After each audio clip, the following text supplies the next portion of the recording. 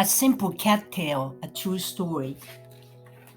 It all started one sunny Sunday in June 2012. A scrawny juvenile ginger cat showed up on our driveway. The cat was very shy. As soon as our eyes met, he ran away to the street. We left a bowl of cat food for him. We sat on the porch about 7, 8 feet away from the bowl. The cat came back and cautiously approached the bowl and voraciously ate the food and ran away. Although his coat was somewhat matted, the golden orange color was stunningly beautiful. The encounter with the cat continued awkwardly for the next several days. It was a male cat, a very handsome cat. We continued the same routine, leaving food but not paying attention to him. The cat always cautiously looked around while he ate. It was obvious that he has been through tough times. Soon it appeared he took a liking to our home. I don't remember how long it took, but over time, the cat was always around our house, waiting to be fed. This young stray cat finally accepted us and did not mind eating on the porch when we were around. But the cat was so frightened by any unusual noise or sudden moves, including loud voices from the street. The poor cat spent more time under the house than in the open space. There were several cats in our neighborhood. Our semi adopted cat did not like our neighbor's compact but powerful black tomcat, Quigley. In early years, they fought ferociously. Our cat often showed up with cuts on his face and bite wound on his front legs, but it was a good sign that his injuries were all on his front side, meaning he was holding his ground. We finally decided to formally adopt him and get him neutered as his injuries became frequent. When we went to an animal hospital, we had to decide his name. We looked at each other and said, Kibi? Until then, we called him various names like Orange Cat, Yellow Cat, Hey You, and other less polite names when we are not happy with him. He was an outdoor cat and became restless when he was kept inside. He was supposed to be inside after the surgery, but he relentlessly wailed to get out. He was outside after less than a day. Rain or shine, his favorite spot was the front porch by the front door, where he vigilantly watched comings and goings on the street. He spent most of the day sleeping on the front porch, one foot or his face in my shoe. He was attached to my shoes. We called him a shoe hugger. When I was feeding crabs and fish from the dock, Kibi curiously watched them. When I heard screaming mockingbirds in the backyard, I knew the birds were harassing him. Every day he dutifully walked along the perimeter of the backyard, marking his territory with his scent. From his point of view, it was his yard, swaying coconut trees, crabs, fish in the water. The world was his. A few years ago, Kibi had suddenly disappeared for 5 days. On the sixth day, the phone rang. It was our veterinarian. We received a call from the Humane Society just now.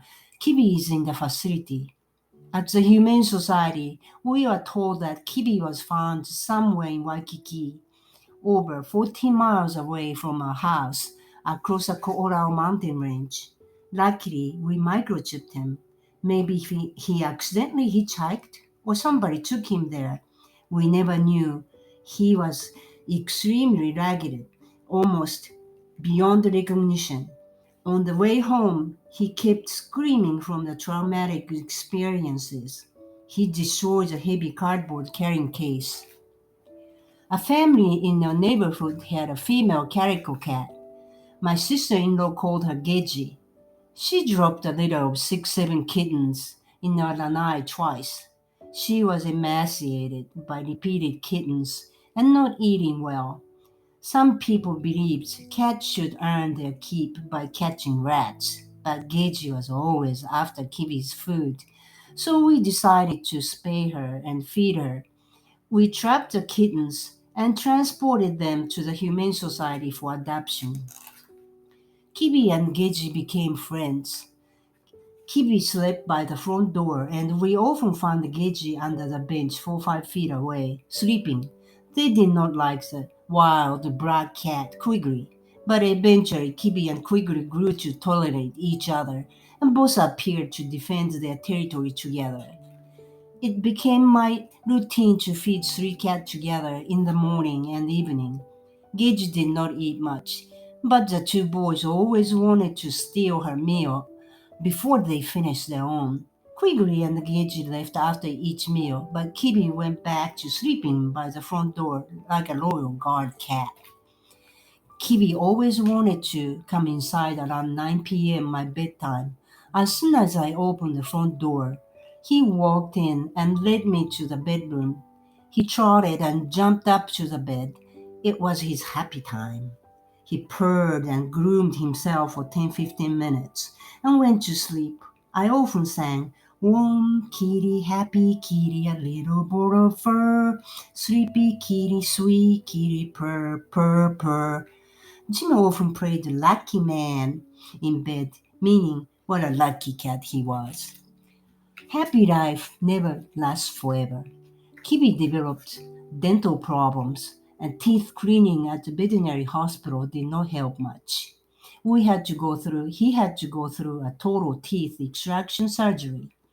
80% of cats are supposed to be able to resume a normal life after the surgery, but Kibi was one of the unlucky 20%. He had to be on steroids to be comfortable. He was often in pain eating anything. Making special meals for him became a chore. After 8 months of struggle, Kibi appeared to have recovered and gained weight. His blood test showed a remarkable improvement, a very nice Christmas present. But just a few days after receiving good news on his blood test, Kibi became sick again. His mouth and skin turned yellow. His liver was failing. We rushed him to the hospital. Last year on December 6, during the flash flood warning weather, he was euthanized. Pouring rains and gusting wind pelted the windows of the hospital. Then a thunder pierced our ears. Just one big boom, no more. We knew Kibi might be conscious for 4 or 5 minutes after his heart stopped, so we kept calling and soothing him for a while. We could almost see Kibi's spirits riding up on the huge thunderbolt, saying, "Thank you for relieving me from suffering." The storm persisted throughout the night without thunder or lightning. The only thunder we heard throughout the storm was in the hospital when Kibi left this world with a rare big bang. A beautiful dawn poured over the Kibi's backyard and ocean next day. A giant rainbow over the Kapapa Isle celebrated his life and embraced our hearts with his memories.